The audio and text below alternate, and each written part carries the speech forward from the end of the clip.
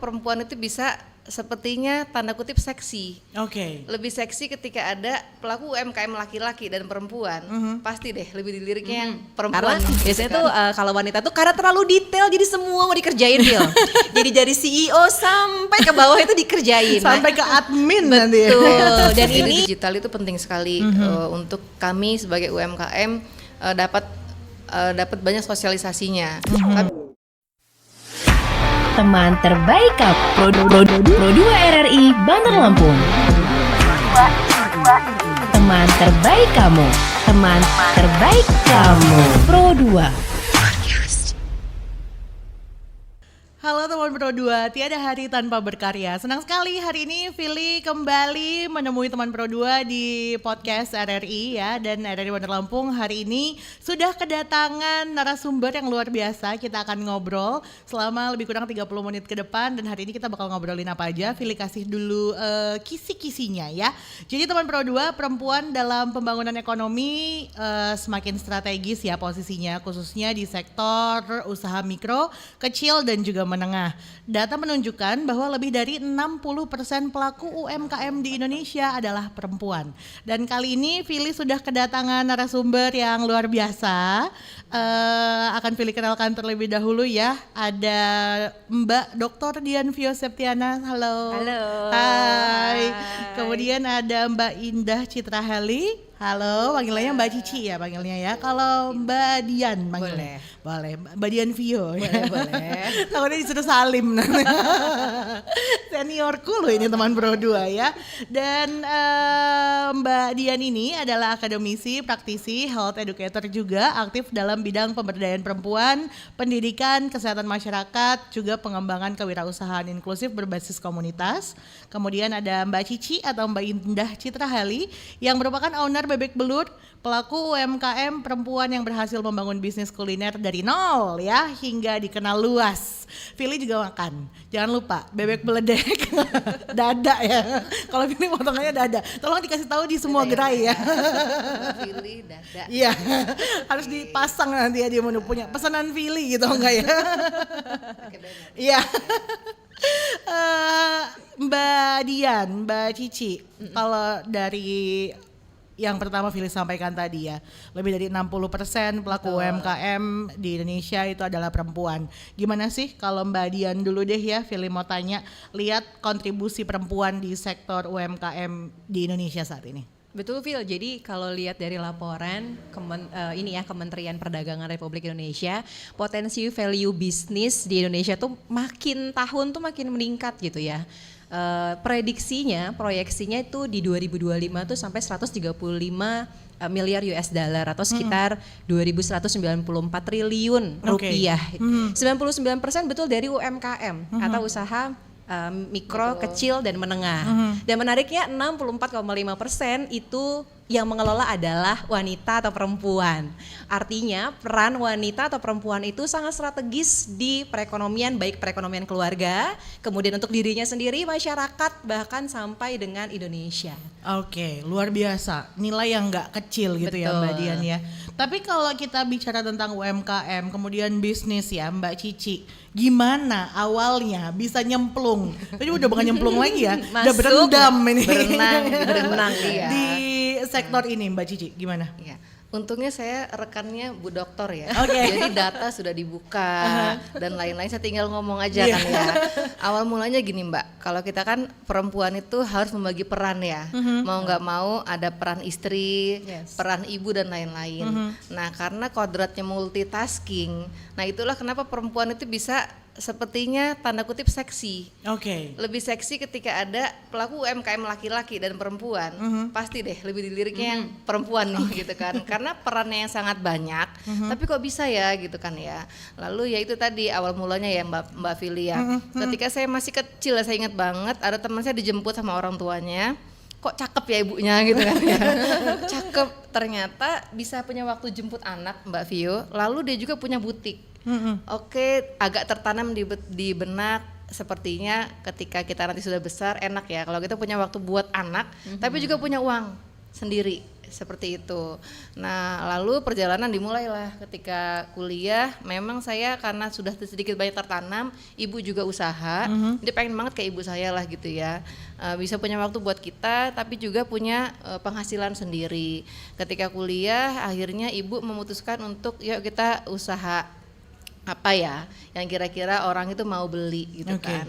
Nah, bapak kos saya itu Mbak, kebetulan keturunan pribumi ya, dia bilang saya lebih baik makan sama telur, sama sambal, sama nasi daripada telur tapi daripada ayam nggak pakai sambal, kurang lebih seperti itu.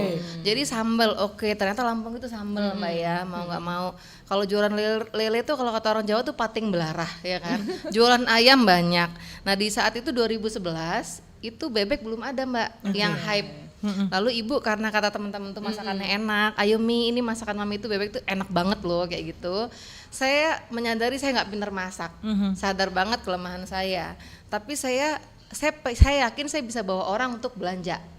Nah lalu ibu saya yang masak, adik-adik saya yang belanja, saya yang kasir dan lain-lain. Disitulah perjalanan bebek telur dimulai. Nah, di Lampung itu kan dulu bebek belum hype, lalu yang orang mencari bebek sengaja belum ada. Jadi kita masuk dengan pasar yang saat itu masih belum banyak orang main. Nah itu awal mulanya Mbak Fili seperti itu. Nah tapi kalau misalnya kita bicara tentang menghadapi dunia UMKM gitu ya, sebagai perempuan juga, kendalanya apa yang pertama Mbak Cici temui ketika masuk ke dunia ini, menjalani UMKM? Iya, itu tadi Mbak. Sebenarnya kalau kendala utama itu nggak terlalu ya, lebih ke berbagi peran. Karena kalau laki-laki itu kan sudah kodratnya ya Mbak, mencari uang, mendapat penghasilan yang baik dan lain-lain. Kalau perempuan itu tidak harus, tapi dia juga ketika ingin mengusahakan lebih, dia akan berbagi peran dengan keluarganya. Di saat anaknya sakit seperti hari ini kan, saya harus kesini gitu kan ya. Senang nggak saya? Senang sekali. Saya ada peran yang saya jalankan untuk berbagi seperti itu. Ketika anak sakit, saya pastikan dulu nih, tadi pagi saya berobat, membawa anak saya berobat ke dokter yang baik seperti itu, memastikan mereka dijaga oleh orang yang tepat, minta support suami dan lain-lain. Lalu saya pergi ke sini dengan tenang, karena saya yakin anak saya sudah ada yang menjaga seperti itu kan ya. Lalu dan lain-lainnya itu ya seperti itu tadi Mbak, berbagi perannya mesti kita pikirkan betul. Jadi bukan seperti pilihan kamu mau kerja atau keluarga. Kenapa enggak? Keluarga itu juga ada dalam usaha kita. Perempuan bisa menjalankan perannya sebagai pekerja dan juga keluarga bukan pilihan, tapi bisa ikut serta. Baik Mbak Vio, Fili mau tanya nih, lihat apa yang udah diceritain di awal tadi sama Mbak Cici.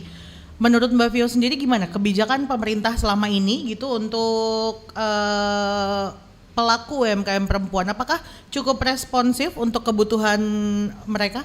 Ya, jadi kalau misalnya saya lihat gitu ya dari kacamata saya terkait sama bagaimana peran pemerintah gitu ya dalam kesetaraan gender mungkin dan juga terkait sama UMKM. Justru malah sebenarnya kan harusnya ya kalau UMKM ini kementeriannya Kementerian UMKM ya. Tapi sekarang tuh bukan cuman Kementerian UMKM loh yang bantu buat ngurusin UMKM, tapi ada pemberdayaan wanita juga ikut turun, kemudian juga ada berbagai banyak kementerian-kementerian termasuk Kementerian Ekonomi juga perekonomian itu juga membantu untuk subsidi beberapa modal dan lain-lain gitu ya. Jadi sebenarnya dari sisi kementeriannya aja itu tidak hanya dari UMKM melainkan banyak kementerian yang sudah ikut andil untuk membantu meningkatkan pemberdayaan wanita terutama pada UMKM itu gitu ya. Cuma memang kadangkala akses mungkin. Ya, akses dari kita tuh dari seluruh Indonesia itu nggak semua rata. Jadi literasi digitalnya mungkin itu nggak sama. Mungkin kalau di Jawa itu udah cukup baik ya, jadi mereka udah bisa YouTubean sendiri, udah banyak kelas-kelas online, offline dan lain-lain tuh mereka mudah sekali lah aksesnya. Tapi mungkin untuk di Sumatera, kemudian juga Indonesia bagian timur dan lain-lain tuh benar-benar harus belajar. Gitu. Sebenarnya pemerintah mungkin melakukan, pemerintah setempat atau pemerintah daerah itu melakukan. Tapi tadi mungkin tidak terlalu bisa sampai turun gitu ke lapangan. Itulah sebenarnya fungsi dari beberapa NGO atau juga inkubator bisnis yang biasanya membantu sampai ke level second city gitu, Phil. Oke. Nah itu jadi kalau paparan di utamanya mungkin udah dapet banget, tapi ketika turun di second city, di third city bahkan ada lagi yang masuk ke dalam itu justru literasi digital dan lain-lainnya itu kurang, mungkin begitu. Oke. Nah, ketika kita bicara tentang tadi cerita Mbak Cici di mana ada ketika mau menjalankan usaha dihadapkan oleh beberapa pilihan, kamu mau mengurus keluarga atau bekerja atau selalu ya kalau perempuan ada pilihan di depannya gitu ya. Bisa milih sih ya. Nah, kalau Mbak Cici sendiri dalam menjalankan usaha, gimana sih Mbak di lingkungan sekitar dukungan dari keluarga, baik itu komunitas atau pemerintah? Karena tadi berangkat dari yang dimasak oleh mami di rumah gitu kan ya, berarti kan resep keluarga gitu. Dukungannya gimana nih Mbak? Kalau sampai sekarang ini alhamdulillah dukungan suami sangat baik ya. Beliau bahkan karena berasal dari corporate itu segala manajemen perusahaan itu beliau yang saat ini banyak pegang. Lalu adik-adik saya sendiri itu alhamdulillah kami dianugerahi adik-adik yang akur sampai saat ini. Kami yang ngurus usaha ini benar-benar bertiga. Dengan mami saat itu yang sekarang sudah tiada, itu benar-benar kami mengusahakan ini dan kami yakin usaha yang kami jalani sekarang itu tuh tergantung leadernya. Seperti kalau kita ngelihat PT KAI ya Mbak ya, ketika leadernya ganti Pak Jonan seperti itu langsung kelihatan banget reformasi dan banyak yang dilakukan. Jadi kami meyakini ketika leadernya itu belajar lebih banyak, itu akan banyak yang bisa diurus oleh usaha ini. Pastikan kalau satu cabang seperti sekarang 12 cabang, satu cabang punya keribetan sendiri. 12 cabang berarti 12 keribetan. Betul. 12 keunikan juga. Keunikan. Yang zaman dulu itu kalau orang masuk jalan Pramuka itu cuma bebek belur A B C D. Nah, sekarang masuk jalan Pramuka itu ada 10 sampai 15 rumah makan. Nah, sepertinya kami sekarang ini Mbak pasti tahu banget kenaikan bahan baku dan lain itu nggak bisa kita pungkiri ya, itu juga hambatan di masa sekarang. Tapi kalau kita misalnya bisa merapikan manajemen operasional bisa kita perbaiki dengan kami sekarang sedang sekolah terus terang ya para ownernya. Efisiensi ya Mbak kalau di perusahaan itu efisiensi banget. Seperti tiba-tiba kok ketika lewat warung jam 9 listrik belum mati, itu kan PR banget Mbak. Operasional harus dibenahi sekali dan lain-lain. Lah itu yang ngebuat kami ini ngerasa ini bisnis memang harus diurusin seperti itu. Oke, kalau Mbak Cici sendiri pernah ikut program-program yang disediakan pemerintah mungkin untuk UMKM? Ya, jadi pasti UMKM itu harus mengurus halal, PIRT dan lain-lain ya. Betul. Alhamdulillah sekali kami itu ngerasa itu enak banget. Ketika kami menghubungi dinas seperti itu ya untuk membuat PIRT, itu ada pelatihan yang harus diikuti sekali seumur hidup, hanya sekali seumur hidup Mbak. Tapi bisa untuk membuat NIB beberapa usaha seperti itu. Lalu sertifikat halal juga mudah ya untuk membuatnya, tidak susah. Kalau dari pemerintah sendiri sudah cukup membantu. Kalau pinjaman saya belum banyak mengakses karena memang usahakan punya sendiri, meskipun itu ya babak belur juga ya mengusahakannya gitu kan, kita hemat-hemat lah seperti itu, tapi daripada kita nanti susah di belakang gitu. Tapi saya sangat menyarankan sih kalau misalnya memang terkendala modal ya Mbak, kenapa enggak ketika pemerintah sudah memberi fasilitas dengan bunga atau pinjaman yang sangat ringan, itu bisa banget kalau memang terkendala sama modal seperti itu. Baiklah ya. Dan Mbak Dian kembali lagi ya, Asta Cita Presiden Prabowo ya yang menekankan pentingnya ekonomi kerakyatan juga pengembangan UMKM. Nah, dari perspektif akademik dan juga praktisi gimana nih Mbak? Lihat potensi program ini untuk dukung pemberdayaan perempuan khususnya. Iya, seneng banget ya gitu. Kenapa? Karena memang secara data realnya aja 64,5% memang ownernya UMKM itu ternyata wanita. Setelah saya coba kulik ya dari Harvard Business Review, kenapa sih leadershipnya perempuan itu secara skill lebih baik gitu ya dibandingkan laki-laki, dan kenapa akhirnya jadi terus bertumbuh gitu? Karena ada beberapa kompetensi yang dimiliki oleh wanita itu lebih dibandingkan laki-laki. Contohnya yang pertama adalah learning agility. Jadi perempuan tuh lebih agile buat belajar, namanya usaha ya. Tiba-tiba nanti ada usaha yang trennya begini, nah itu perempuan tuh lebih cepat buat ngikutin. FOMO-nya tuh lebih dapat, Phil. Kemudian yang kedua, untuk beberapa inisiatif atau inovatif juga lebih cepat. Yang ketiga itu juga seperti komunikasi. Kemudian juga negosiasi itu wanita tuh biasanya lebih ya nggak bisa lah ya, kalau wanita mepet dikit kan semua udah beres ya gitu.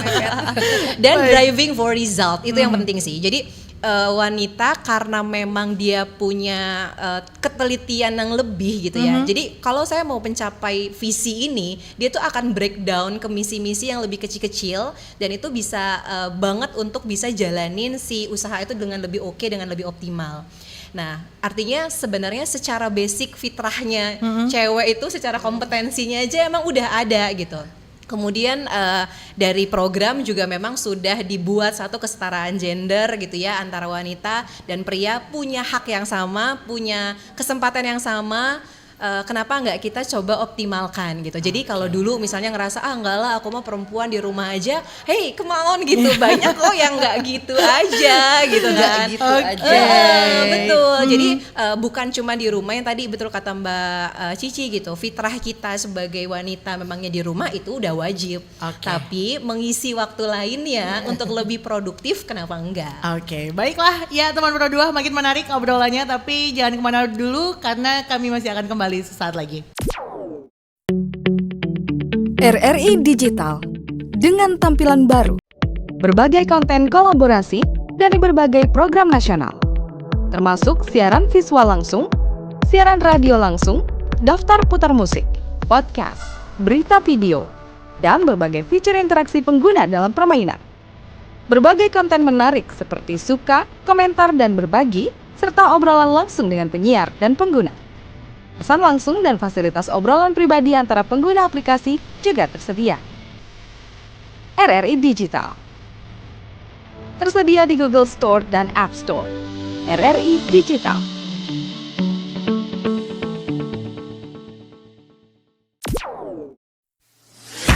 Teman terbaik Pro 2 RRI Bandar Lampung. Teman terbaik kamu.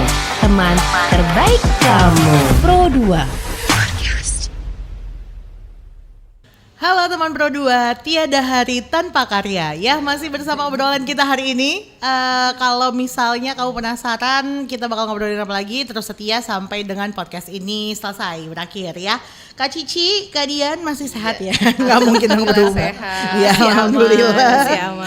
Tapi kalau misalnya datang ke outletnya Kak Cici mau cari Fili, nggak ada yang di lesehan, nggak bisa. Nggak bisa Pasti ya? yang di kursi. Di kursi ya. Soalnya kalau di lesehan ganggu ban pinggangnya.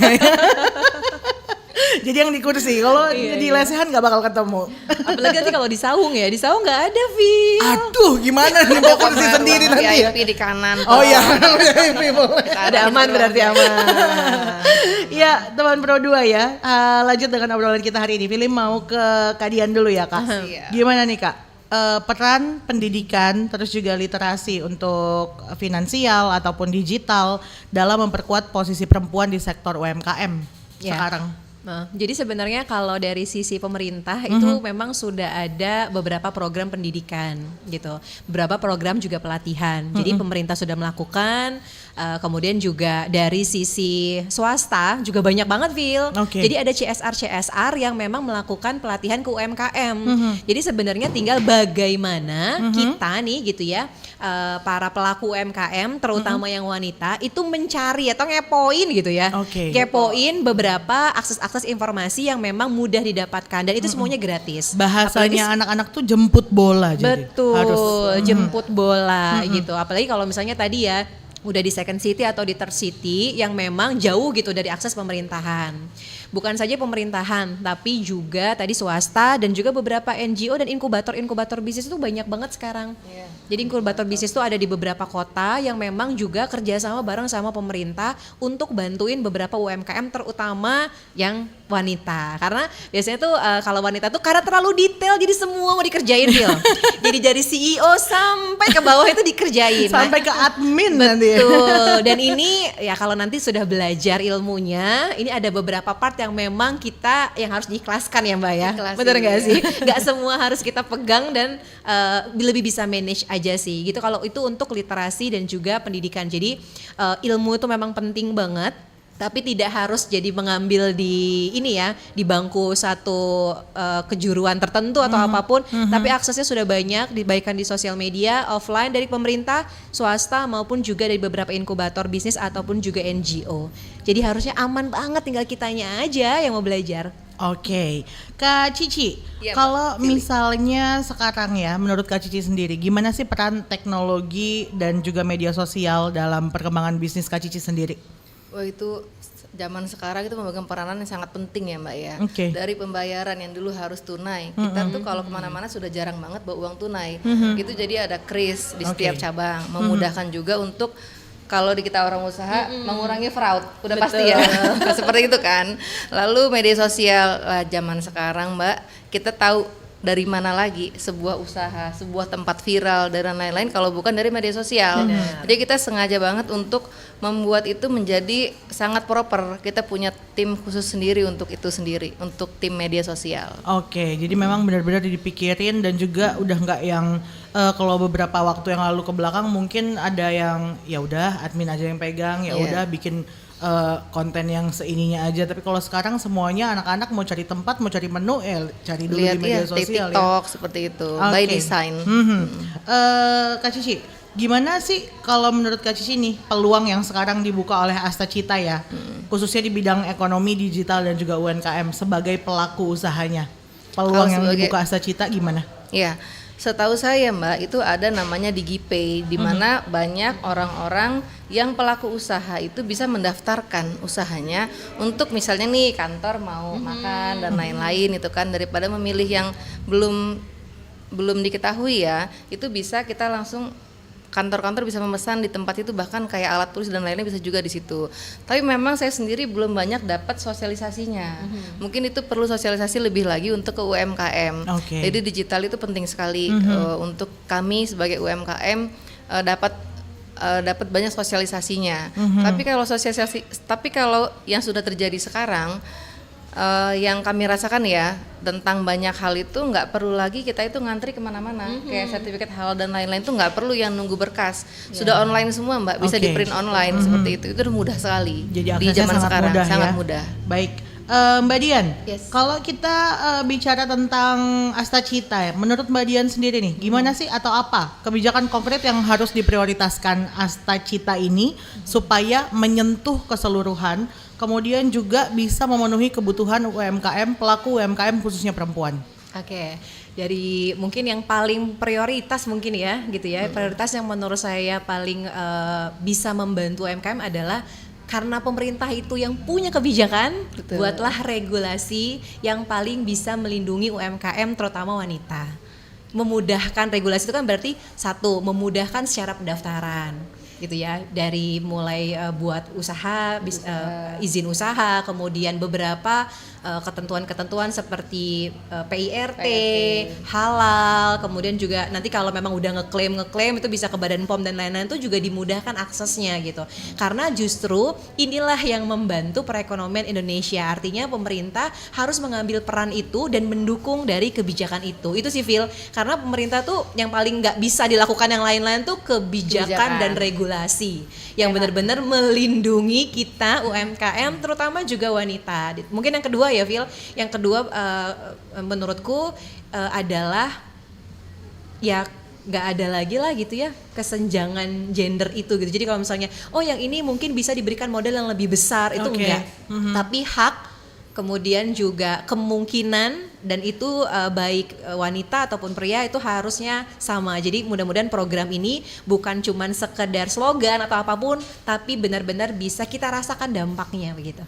Oke, Mbak Cici, kalau kita bicara tentang usaha, kemudian juga pasti ada strategi yang harus dilakukan gitu ya untuk tetap berkembang, tetap bertahan di tengah tantangan ekonomi seperti beberapa waktu yang lalu kita melewati pandemi. Betul. Gitu ya, dan juga ada tadi dikatakan kenaikan biaya produksi. Apa nih?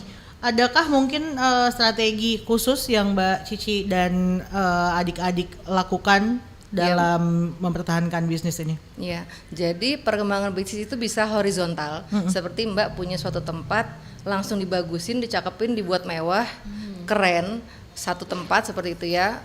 Ada juga yang horizontal, seperti Alfa, membuka banyak cabang.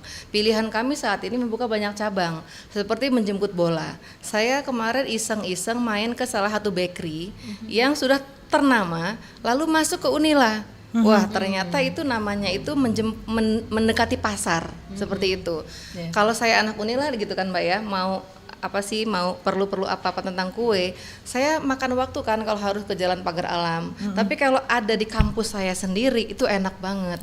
Nah, kami saat ini mendekati pasar. Beberapa cabang kami menyengajakan mendekati kampus dan lain-lain untuk tetap bertahan, untuk tetap didatangi oleh pelanggan.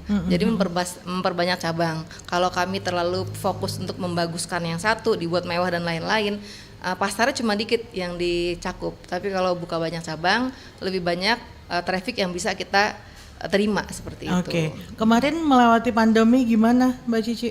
Oh, itu hampir semua pengusaha terjun bebas omsetnya.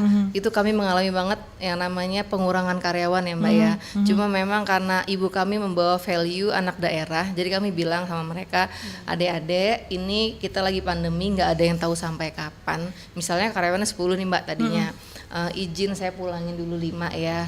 Lalu akan saya panggil bertahap ketika keadaan baik. Jadi mereka tidak di PHK tetap Mbak, alhamdulillahnya. Dipulangkan beberapa waktu sekitar 3 bulan, lalu dipanggil satu-satu ketika keadaan sudah mulai membaik seperti itu. Itu kena banget Mbak. Jungkir balik jungkir baliknya pandemi kemarin. Tapi banyak juga loh yang ketika pandemi malah naik, seperti jualan makanan lauk di rumah. Nah itu banyak banget yang naik juga. Tapi kalau kami yang offline harus berjualan tatap muka, itu kan nggak bisa ya. Virusnya begitu cepat berkembang seperti itu. Baik, Mbak Cici, mungkin ada pesan untuk perempuan-perempuan lain yang ingin memulai usaha tapi masih ragu-ragu atau belum percaya diri gitu? Ya banyak Mbak, pasti gini ya Mbak ya. Kita itu kalau perempuan mikirin modal. Kalau ini saya pakai, anak saya mau makan apa, mungkin seperti itu kan ya. Lalu saya malu kalau mau jualan, mau posting takut muka kelihatan dan lain-lain. Nggak apa-apa, kita semua pasti tahu kelebihan kekurangan kita. Banyak kok tes-tes yang bisa tahu minat bakat dan lain-lain. Saya sendiri, saya sadar betul saya nggak bisa masak, tapi saya yakin saya punya beberapa pertemanan yang loyal. Jadi ketika saya mengajukan produk, mungkin mereka mau beli. Oke, saya fokus, daripada saya belajar masak sampai saya pusing seperti itu kan ya. Mendingan saya mami masak, saya mendatangkan pelanggan. Adik saya yang bantuin operasional seperti itu. Jadi fokus saja ibu-ibu. Ketika ibu-ibu merasa bisa, mbak-mbak ya, bisa pisang dan lain-lain, sudah kembangkan, jual di TikTok Shop dan lain-lain sudah bisa sih seperti itu. Fokus sama kelebihannya. Terakhir nih untuk Mbak Cici ya, harapan Mbak terhadap peran perempuan di dalam ekonomi Indonesia khususnya 5 tahun ke depan deh. 5 tahun ke depan. Seperti kata Mbak Vio tadi ya, ketika kami itu berperan, pastikan ekonomi itu berkembang ya.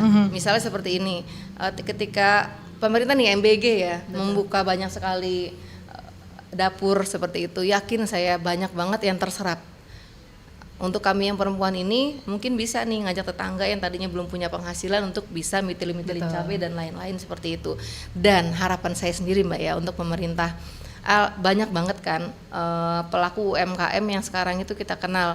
Kalau yang korporat besar seperti Bu Nur Hayati Subakat dari Paragon, lalu kalau Bu Susi ya, Susi Air, lalu kalau misalnya Batik Trusmi, Ibu Sali dan lain-lain, itu kami pengen banget loh orang dari pemerintahan itu mengajak kami bootcamp lah 3 hari gitu ya. Seperti di Lampung sendiri saya kenal misalnya Mbak Dian dari Sambal Alu gitu-gitu kan, Ibu C, Mama C dari Bimi, itu kan dari Lampung ya Mbak ya. Kami ingin sekali tuh pelaku-pelaku usaha ini bertemu dengan mereka, lalu diajari akan sesuatu ilmu yang pasti kami belum punya gitu kan. Dari pemerintah memfasilitasi itu pasti kami sangat senang. Ilmu meningkat, lalu peran kami akan lebih banyak di masyarakat. Baiklah kalau begitu. Kak Dian, Yes. Terakhir ini pesan untuk pemerintah dalam merancang, tadi kan diminta kebijakan gitu ya, yang lebih inklusif untuk perempuan dan juga pelaku usaha. Kemudian juga kalau bisa nih ya, Kak Dian bisa sampaikan saran langsung kepada pemerintah terkait UMKM perempuan. Dan dari sekian banyak mungkin list saran dari Kak Dian yang paling pengen ditaruh nomor 1 prioritasnya tuh apa? Oke, mungkin aku tadi bahas dulu sedikit gitu ya. Maksudnya ada beberapa yang menarik lagi, bukan cuman data terkait bahwa jumlah UMKM itu tadi sekitar 64,5% adalah wanita, tapi ada satu masalah itu terkait permodalan yang biasanya sering dijumpai sama UMKM. Tapi hebatnya wanita-wanita ini berkumpul bersama membuat satu koperasi. Koperasi itu tuh kurang lebih sekitar sudah ada 11 ribuan ada di seluruh Indonesia gitu ya. Dan sudah ada sekitar 663 ribu orang anggota yang ada di sana itu tuh menghimpun modal gitu. Jadi tadi pemberdayaan kita wanita itu geraknya tuh bisa lebih salsos, bisa lebih gede gitu ya. Itulah kekuatannya wanita gitu. Jadi betul. Jadi justru kita itu sebenarnya senang banget kalau dilibatkan gitu bareng sama pemerintah tuh senang banget karena memang pemberdayaan. Kemudian peran yang tadi kita memang driving for result, kemudian juga communication-nya bagus gitu. Dan lain-lain tuh kenapa enggak juga untuk berkolaborasi sebenarnya bersama. Mungkin itu yang pertama, jadi berkolaborasi bersama. Jadi benar-benar lihat needs-nya UMKM tersebut. Karena bisa jadi needs yang di Sumatera itu beda sama yang Jawa. Jawa mungkin sudah enggak lagi levelnya di edukasi digital marketing udah lewat. Gue juga udah ngelakuin gitu. Bukan itu lagi gitu ya. Jadi nanti mapping dulu tuh needs dari masing-masing UMKM di masing-masing area sehingga tahu action plan-nya. Mungkin ada beberapa kebijakan yang tidak perlu digeneralisir. Kalau kebijakan keseluruhan mungkin iya gitu ya. Kemudahan akses itu biasa digeneralisir. Tapi ketika turun sebagai satu pelatihan atau satu program-program daerah itu benar-benar harus menjawab needs-nya sehingga nanti bisa sesuai dengan kebutuhan UMKM per area masing-masing. Begitu Phil. Jadi makin oke lagi, bukan cuma di nasionalnya aja tapi bisa ningkatin daerah, terutama kalau di Lampung tuh kan banyak wisata-wisata. Bener ya, banyak banget wisatanya, indah-indah banget. Kalau di sekitarannya aja masyarakat itu literasi digital, ilmunya, kemudian juga difasilitasi, itu apa enggak lebih gede lagi pendapatan dari pariwisata itu contoh satu aja ya, belum nanti kalau kita jalan-jalan lagi gitu ke beberapa area-area yang memang jadi keunikan dari Lampung gitu. Ngomongin pisang aja udah sederet nih. Apa cukup segini aja? Ataukah nanti kalau misalnya main ke Kota Agung tuh banyak banget ikan dan otak-otak di sana dan lain-lain itu kenapa nggak bikin sesuatu? Nah yang gitu-gitu harusnya tuh bisa banget. Jadi justru bisa bukan cuman buat kuatin dari sisi UMKM wanita aja, tapi juga untuk kuatin Lampungnya, kuatin Indonesianya. Oke, terima kasih banyak untuk kesempatan ngobrol-ngobrol kali ini. Nanti kita ketemunya di outlet ya. Bebek, beledek, dada ya.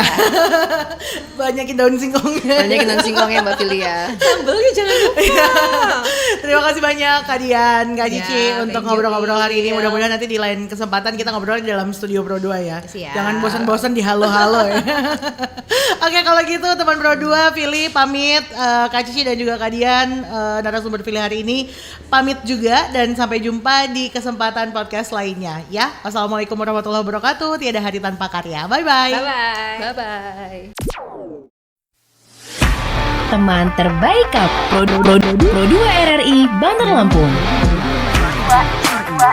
Teman terbaik kamu. Teman terbaik kamu. Pro 2.